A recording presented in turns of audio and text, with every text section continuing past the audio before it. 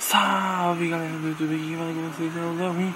E bom galera, o vídeo de hoje, cara, é uma notícia muito triste pra mim, né, velho? Porque eu que tava fazendo a série, maluco. É isso, tem a ver com aquela série que eu tava fazendo, que eu até esqueci o nome da porcaria, mas tá aí no vídeo anterior que eu fiz aí pra vocês aí. Mano, eu perdi o mundo, velho. Eu perdi o mundo, maluco. Eu apaguei aquela libreta de... Mano, eu perdi mais outras duas séries com isso que eu ia fazer, mano. Com esse negócio aí. Meu Deus do céu. Eu tô muito puto, mano. Eu sou burro demais também. Como é que eu fui fazer uma porcaria dessa? Mas tudo bem. Eu posso... Peraí. Não vai. Não vai crashar agora.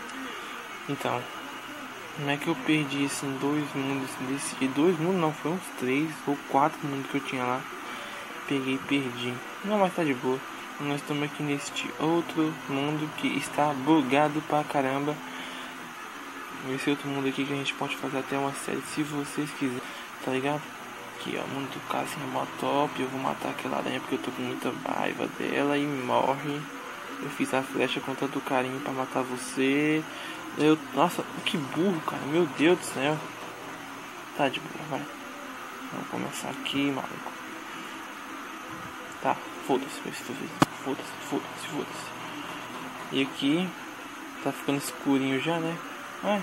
Mas eu não vou fazer um vídeo grande não. Eu fiz um vídeo só pra avisar vocês o que aconteceu aí com a badarosca do meu Minecraft.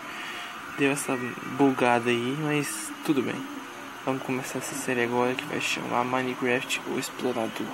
Eu acho que vou fazer com esse vídeo da tipo assim, modo top. A minha skin vou deixar pra outra série futura do canal.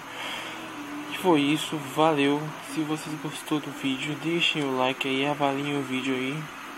Tá de boa? Então valeu, falou e tchau. Tchau. Mano.